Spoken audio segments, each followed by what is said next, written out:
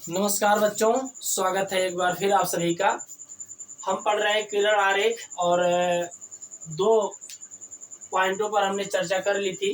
बस एक पॉइंट था, उसी का दो पार्ट हमने बनाया था। आज हम पढ़ेंगे जब वस्तु वक्रता केंद्र व फोकस के बीच कहीं पर रखी जाए। बीचों बीच नहीं, मतलब कहीं पर रखी जाए। यहाँ सी है और यहाँ पर क्या है, एफ है। वक्रता केंद्र और फोकस के बीच कहीं पर रख दी जाए तो कैसा प्रतिबिंब बनेगा। तो देखो, यह वस्तु है, इमेज है, इसको ए और बी कहेंगे। इसका नाम क्या है, ए और बी। इसका नाम ए है और यहाँ पे लिख देंगे इसको बी। ठीक है। अब देखो, यहाँ से प्रकाश की किरण जाएगी, यहाँ से क्या होगा, प्रकाश किरण जाएगी, मुख्य अक्ष के क्या हो जाएगी, समांतर। मुख्य अक्ष के समांतर अगर कोई भी प्रकाश किरण जा रही है तो कहाँ से होकर आएगी, हमेशा मुख्य फोकस यानी फोकस से होकर आएगी।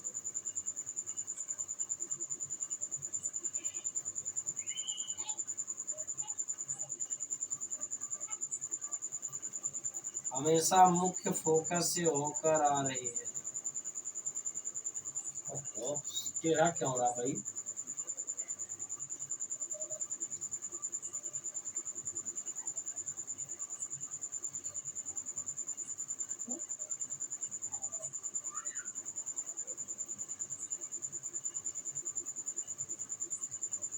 सही हो गया। कोई भी प्रकाश किरण मुख्य अक्ष के समांतर आएगी तो हमेशा कैसे जाएगी, मुख्य फोकस से होकर ही जाएगी। ठीक है। अब तो समझ लेना, ये हमने क्या रखी है, वस्तु रखी है। ठीक है। इसको वस्तु को थोड़ा हम ऐसा बना देते हैं, अलग डिजाइन से।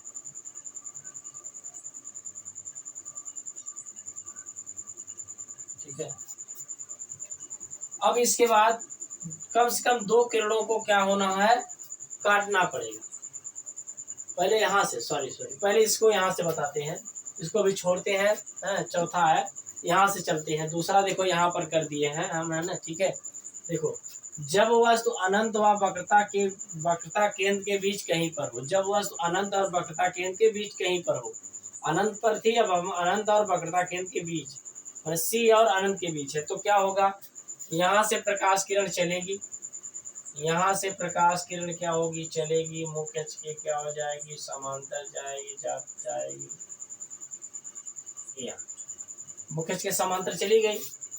अब यह किरण मुख्य अक्ष के क्या हो गई, समांतर जब चली यहाँ से किरणें, तो क्या हुआ, यह किरण हमेशा कहाँ से होकर आएगी, मुख्य फोकस से ही होकर आएगी। कहाँ से आएगी, मुख्य फोकस से आएगी। तो हम क्या करेंगे, मान लेते हैं कि मुख्य फोकस क्या है, यह है।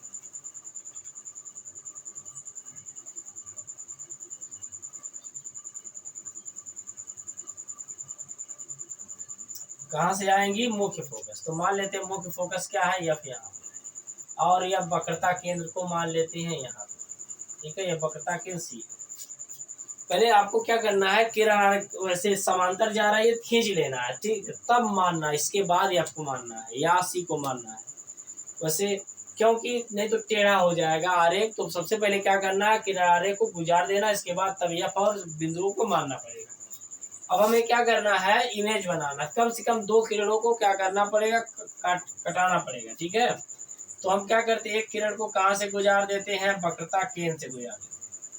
तो किरण को हम गुजार देते हैं कहाँ से, वक्रता केंद्र से। वक्रता केंद्र से अगर हम गुजारेंगे,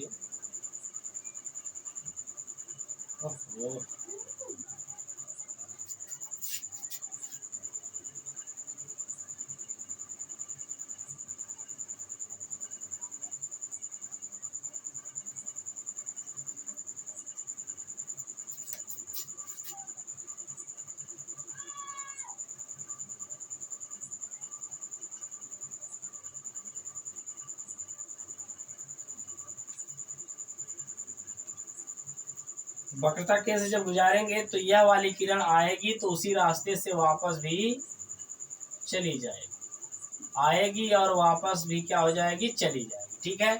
इधर आई और यह क्या होगी, वापस चली गई। अब ये दोनों किरणें जहां पर काट रही हैं, ये दोनों किरणें जहां पर काट रही हैं, वही इनका क्या हो जाएगा, इमेज होगा। दोनों किरणें जहां पर काट रही हैं वही इनका क्या हो जाएगा, इमेज हो जाएगा। ठीक है, ये ऑब्जेक्ट है ओ और इमेज है, इसको लिखते हैं आई, इसको इमेज को लिखते हैं आई से। ठीक है, अगर ये ए और बी है तो यहाँ पर हो गया बी डैश और ये नीचे हो जाएगा ए डैश। ठीक है, तो कह रहा है जब वस्तु कहाँ पर रखी जाए, अनंत पर, वक्रता केंद्र और अनंत के बीच कहीं पर रखी जाए तो उसका प्रतिबिंब हमेशा सी और एफ के बीच बनता है। कैसा बनता है, सी और एफ के बीच बनता है। ठीक है, तो प्रतिबिंब बनेगा सी और एफ के बीच बनेगा। कैसा बनेगा, तो ये लिखेंगे यह प्रतिबिंब उल्टा। तो इसका जो है आवर्धन क्या होगा, हो तो प्रतिबिंब कैसा बनता है, प्रतिबिंब कहाँ बनेगा, दर्पण के सामने, प्रतिबिंब दर्पण के सामने सी व एफ के बीच, सी व एफ के बीच बनेगा। कैसा बनेगा, उल्टा व वास्तविक बनेगा। कैसा बनेगा, उल्टा व वास्तविक बनेगा, उल्टा व वास्तविक बनेगा और वस्तु के आकार से छोटा होगा। क्या कहेंगे, वस्तु के आकार से क्या होगा, छोटा होगा। क्या होगा, वस्तु के आकार से छोटा होगा। तो कह रहा है यह प्रतिबिंब दर्पण के सामने सी व एफ के बीच बनेगा, उल्टा व वास्तविक बनेगा, वस्तु के आकार, आकार जब सुनो, आकार का मतलब होता है आवर्धन या क्या होता है, आवर्धन कहते हैं। वस्तु के आकार को क्या कहते हैं, आवर्धन। और वास्तविक का मतलब पूछेगा, प्रकृति पूछेगा, और पोजीशन पूछेगा, सी और एफ के बीच बनेगा, उल्टा बनेगा। ठीक है, तो यह जो प्रकाश की किरण है सी वाली, तो भाई वापस आएगी तो उसी मार्ग पर वापस चली जाएगी। ठीक है, तो हम कह सकते हैं जब कोई वस्तु अनंत कहाँ पर रखी जाए, सी और एफ के बीच रखी जाए तो उसका प्रतिबिंब हमेशा सी और एफ के बीच बनता है, उल्टा बनेगा, छोटा बनेगा, वास्तविक बनेगा। ठीक है, अच्छा आप चाहो तो यहाँ से भी कर सकते हो, आप चाहो तो दो किरणों को कटाना तो आप यहाँ भी कर सकते हो, यहाँ से भी आप कर सकते हो, कम से कम यहाँ से भी करोगे तब भी इसी बिंदु पर काटेगी। ठीक है, तो आप ऐसे बना सकते हो। ठीक है, चलिए अगला देखते हैं, जब वस्तु वक्रता केंद्र पर स्थित हो, जब वस्तु वक्रता केंद्र पर स्थित हो तो बताओ यहाँ से प्रकाश किरण जाएगी ना, यहाँ से प्रकाश किरण क्या होगी, जाएगी, मुख्य अक्ष के समांतर जाएगी और दर्पण से क्या हो जाएगी, टकराएगी। तो कहाँ से होकर जाएगी, मुख्य फोकस से होकर के आगे बढ़ेगी, मुख्य फोकस से आगे बढ़ रही है। देखो यह मान लेते हैं जहाँ मुख्य फोकस है, मुख्य फोकस से क्या होगी, आगे बढ़ेगी, आगे बढ़ रही, आगे बढ़ रही। देखो यह हो गया जहाँ है यह मुख्य फोकस है। ठीक है, यह फोकस है। अब हमें दो किरणों को क्या करना है, कटाना है। तो चाहो तो आप फोकस से गुजार दो, चाहो तो आप यहाँ से गुजार दो। अब की बार हम यहाँ पी से गुजार देते हैं, सही रहेगा। आपको दो किरणों को कम से कम टच कराना है, तभी आपका जो है प्रतिबिंब बन पाएगा। ठीक है, तो यह होगा, ये जब वस्तु वक्रता केंद्र पर रखी जाती है तो उसका प्रतिबिंब कहाँ बनेगा। देखो थोड़ा गड़बड़ हो गया क्या, अरे थोड़ा सही नहीं, रुक जाओ एक मिनट रुकिए भाई।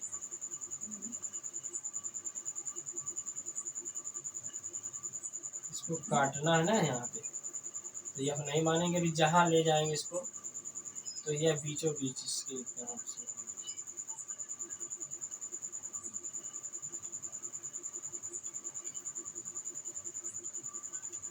तो यहाँ से जो किरण आएगी वह क्या हो जाएगी, जाएगी आगे, जाएगी आगे। सुनो क्या है, यहाँ देखो यह क्या है, इसको हम मान लेते हैं क्या, ऑब्जेक्ट है। यह क्या है, ऑब्जेक्ट।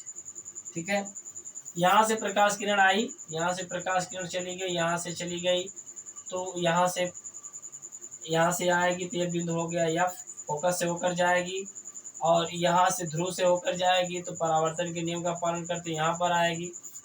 ठीक है, अब जो इमेज बनेगा वह इमेज कहाँ पर बनेगा, आपका इमेज यहीं पर बनेगा। कहाँ पर बनेगा, यहीं पर बनेगा। और यह इमेज है और यह क्या है, ऑब्जेक्ट है।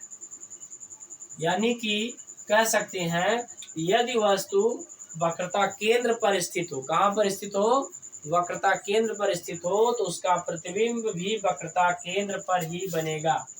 तो उसका प्रतिबिंब भी कहाँ पर बनेगा, वक्रता केंद्र पर ही बनेगा। और यह प्रतिबिंब वस्तु के क्या होगा,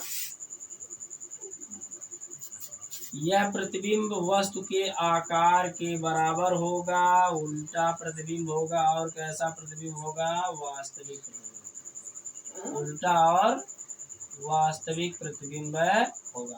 तो हम कह सकते हैं जब वस्तु वक्रता केंद्र पर स्थित हो तो उसका प्रतिबिंब कैसा बनेगा, वास्तविक और उल्टा प्रतिबिंब बनेगा, वस्तु के आकार के बराबर बनता है। ठीक है, तो लिखेंगे हो तो प्रतिबिंब कैसा हो जाएगा, प्रतिबिंब दर्पण के सामने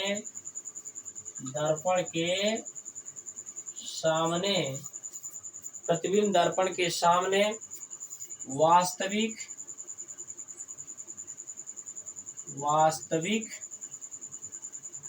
उल्टा व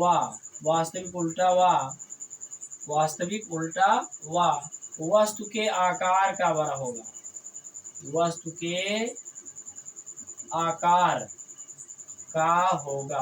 के आकार का होगा। ठीक है, वस्तु के आकार का होगा। तो यह वस्तु का आकार है, दर्पण के सामने होगा, वास्तविक होगा, उल्टा व वस्तु के आकार का होगा।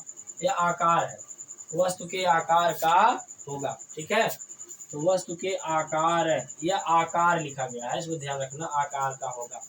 ठीक है, अच्छा, इसी में इसका आवर्धन क्या होता है, एक होता है। इसका क्या होता है, आवर्धन एक होता है। अगर वस्तु का प्रतिबिंब और वस्तु का आकार दोनों बराबर है तो उसका क्या कहते हैं, आवर्धन एक होता है। क्या होता है, इसका आवर्धन क्या होता है, आवर्धन एक होता है, आवर्धन एक होता है। इसका आवर्धन क्या होता है, एक होता है। आवर्धन का मतलब जितनी बड़ी वस्तु है उतने बड़ा प्रतिबिंब इसका बन जाएगा। ठीक है, और इसका आवर्धन क्या होगा, एक से कम होगा। इसका आवर्धन क्या होगा, एक से कम। ठीक है, इसका आवर्धन एक से कम होगा। अब अगला देखते हैं, यहाँ पे प्रकाश किरण गई, देखो यह वस्तु है, यहाँ से जाए मुख्य के समांतर तो फोकस से होकर आएगी, फिक्स है। एक प्रकाश किरण को और हमें क्या करना है, कटाना है। तो हम एक प्रकाश किरण को कहाँ पर गुजार देते हैं, थोड़ा और पीछे करना पड़ेगा क्या,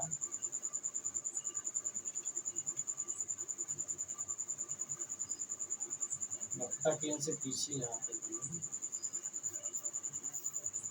थोड़ा रुको एक मिनट, इसको सही करते हैं, इसको थोड़ा छोटा।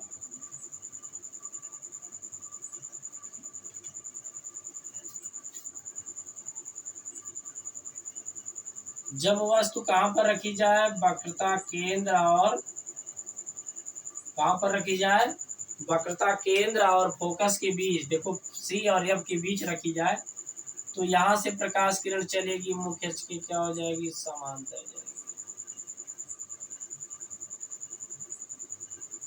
मुख्य अक्ष के समांतर चली गई तो यह प्रकाश किरण कहाँ से होकर आएगी, फोकस से होकर के आएगी। कहाँ से होकर आएगी, फोकस से होकर के आएगी।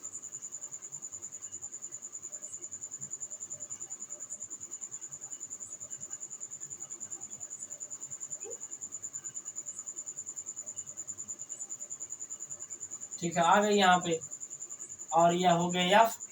अब दो किरणों को काटना है तो यह किरण क्या हो जाएगी, यहाँ से होकर के आगे बढ़ेगी। यह किरण क्या हो जाएगी, यहाँ से आएगी, ये जा रही है, यह भी जा रही है। तो यहाँ से जब आएगी यहाँ पर यह आ गई, तो यह किरण जहाँ पे काटेगी वही उसका क्या हो जाएगा, मुख्य फोकस। पहले मतलब वह प्रतिबिंब वहीं पर बनेगा। प्रतिबिंब के लिए कम से कम 2 किरणों को काटना चाहिए, ठीक है ना। कम से कम 2 किरणों को क्या करना चाहिए, काटना चाहिए।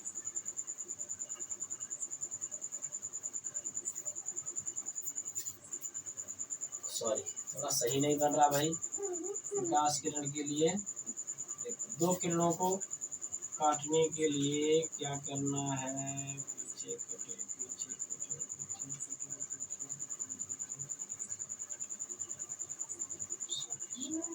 ये हो रहा है।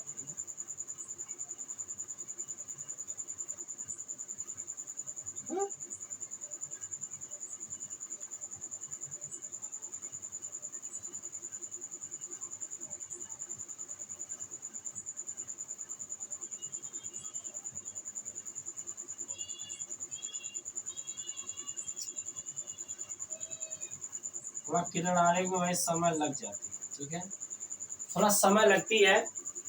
फिर भी टेढ़ा हो गया, क्या बताएं, पता नहीं क्यों गड़बड़ हो रहा है।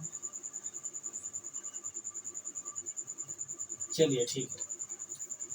अब ये किरण देखो यहाँ से आ गई, यह किरण यहाँ से आ गई, दोनों किरण या यहाँ पर आ गई या यहाँ पर आ गई। जहाँ पर काटी है वहीं पर क्या बन जाता है, उसका प्रतिबिंब। यानी यह प्रतिबिंब हमेशा ध्यान रखना, प्रकाश की किरण को हमेशा सी के पीछे कटाना होगा आपको, ठीक है। तो ये बी डैश हो गया और यह हो गया ए डैश। ऐसा नहीं करना है, थोड़ा आप जब फिट वगैरह से बनाओगे ना तो बहुत सही बनेगा।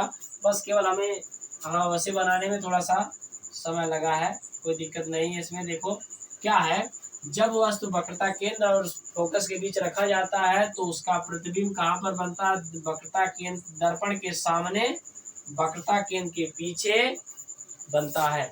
तो यह प्रतिबिंब क्या होता है, तो प्रतिबिंब क्या बनता है, दर्पण के सामने, दर्पण के सामने सी के पीछे वास्तविक उल्टा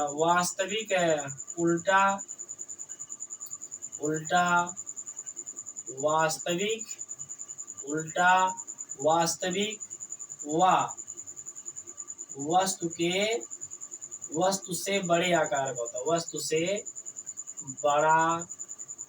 वस्तु से क्या होता है, बड़ा होता है।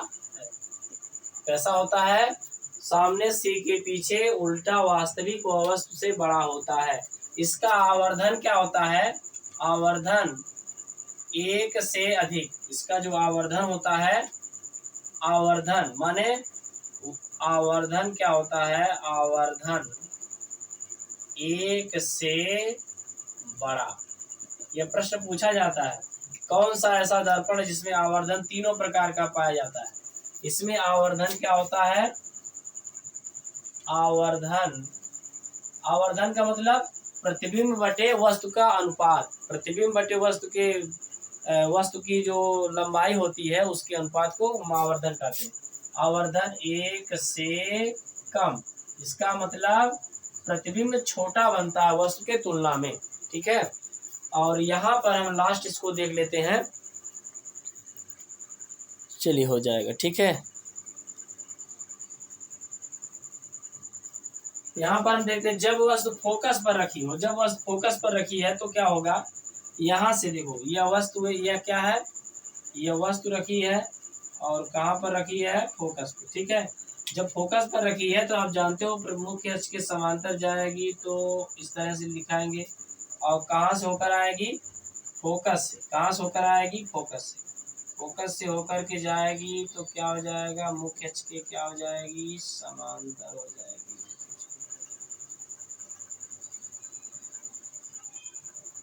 मुख्य अक्ष की क्या हो जाएगी, समांतर। अब यह पुनः क्या करेगी, यह प्रकाश किरण जाएगी कहाँ से, ध्रुव से।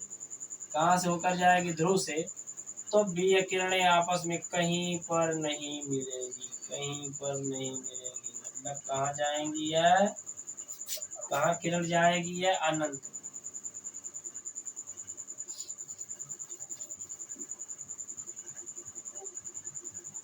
कहाँ पर जाएंगी? यह अनंत को जाएंगी। ठीक है, तो हम कह सकते हैं यदि कोई वस्तु फोकस पर रखी जाए, कहाँ पर रखी जाए? यदि वस्तु मुख्य फोकस पर रखी जाए या फोकस पर रखी जाए तो उसका प्रतिबिंब अनंत पर बनता है, और अनंत पर बनेगा, बहुत बड़ा बनेगा और यह वास्तविक बनेगा। अब उल्ट या और वहाँ जहाँ पर भी बनेगा यह कैसा प्रतिबिंब बनेगा? वास्तविक प्रतिबिंब बनेगा।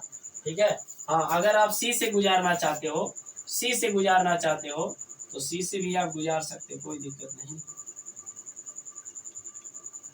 यहाँ गई, यहाँ वापस आएगी, पुनः क्या हो जाएगा? दिखा सकते हो। ठीक है, कोई दिक्कत नहीं है, यहाँ पर ज्यादा हम नहीं दिखाएंगे। तो यह क्या है? तो प्रतिबिंब क्या बनेगा? प्रतिबिंब कहाँ पर बनेगा? अनंत पर बनेगा। कहाँ पर बनेगा? अनंत पर बनेगा। प्रतिबिंब कहाँ पर बनेगा? अनंत पर बनेगा। कैसा बनेगा? वास्तविक बनेगा और वस्तु से बड़ा बनेगा। क्या बनेगा? वस्तु से बड़ा बने, और उल्टा तो बनेगा, वो वास्तविक है तो उल्टा बनेगा ही। ठीक है, तो हमने इस चीजों को देखा, फिर से एक बार देख लेते हैं। जब वस्तु अनंत व वक्रता केंद्र के बीच कहीं पर हो, जब वस्तु अनंत व वक्रता केंद्र के बीच कहीं पर हो, ठीक है, सी और अनंत के बीच हो, तो उसका प्रतिबिंब हमेशा सी और एफ के बीच बनता है। यह प्रतिबिंब वास्तविक होगा, उल्टा होगा, वस्तु के आकार से छोटा होगा। इसीलिए इसका आवर्धन कितना होता है? 1 से कम होता है। आवर्धन जब हम पढ़ेंगे तब बातों को यहाँ पर समझा देंगे। और ठीक है, दूसरा है जब वस्तु वक्रता केंद्र पर स्थित हो तो वह प्रतिबिंब दर्पण के सामने वास्तविक, उल्टा व वस्तु के आकार का होगा। इसीलिए इसका आवर्धन 1 होता है। जैसे मान लीजिए हमारी लंबाई 5 फीट है, तो हमारा जो प्रतिबिंब बनेगा वह भी 5 फुट होगा, तो हम 5/5 करेंगे, 1 आएगा। यहाँ पर हमारी लंबाई 5 फीट है, तो 5 फीट यहाँ, और मान लेते हैं 3 फीट यहाँ पर बना, 3/5 करेंगे तो 1 से कम होगा। ठीक है, 3/5 0.6 आएगा। ठीक है, इसी प्रकार यहाँ पर हमारी लंबाई अगर 5 फीट है और यहाँ पर मान लेते हैं 7 फीट हुआ, तो 7/5 करेंगे तब भी तो 2.7/5 यानी 1 से ज्यादा हो गया। ठीक है, तो अगर आपसे पूछे कि कौन सा ऐसा दर्पण है, कौन सा ऐसा दर्पण है, सुन लेना बात को, सारी चीजें हैं। कौन सा ऐसा दर्पण है जिसमें सभी प्रकार, मतलब सभी प्रकार के आवर्धन पाए जाते हैं, माने आवर्धन अधिक भी होगा, बराबर भी होगा, कम होगा, तो अवतल दर्पण में होगा। अच्छा, एक प्रश्न और पूछेगा, कौन सा ऐसा दर्पण है जिसमें संयुग्मी फोकस पाया जाता है? तो आपको इतना याद करना है, अवतल दर्पण में संयुग्मी फोकस होता है। संयुग्मी फोकस का मतलब होता है कि अगर वस्तु यहाँ पर रखी गई, देखो अगर वस्तु सी पर रखी गई है तो प्रतिबिंब भी सी पर बनता है, या ऐसे कह सकते हैं अगर वस्तु सी और एफ के बीच में रखी गई है तो उसका प्रतिबिंब सी और अनंत के बीच बनता है। और अगर वस्तु सी और अनंत के बीच रखी जाए, सुनो, अगर वस्तु सी और अनंत के बीच रखी जाए, जैसे यहाँ पर रखी गई है, तो उसका प्रतिबिंब हमेशा सी और एफ के बीच बनता है। सुन लो अच्छे से, देखो यहाँ पर अगर वस्तु सी और अनंत के बीच रखी गई है तो उसका प्रतिबिंब हमेशा सी और एफ के बीच ही बनता है। अगर वस्तु अनंत और सी के बीच रखी गई हो तो उसका प्रतिबिंब सी और एफ के बीच बनता है। इसी को उल्टा कर दिया जाए कि अगर वस्तु अनंत और सी के बीच रखी जाए तो उसका प्रतिबिंब कहाँ पर बनेगा? अगर वस्तु सी और एफ के बीच रखी जाए तो उसका प्रतिबिंब सी और अनंत के बीच बनेगा। इसका मतलब एक वस्तु जहाँ पर वस्तु रखी जाए फिर उसका स्थान बदल करके रखा जाए तो दोनों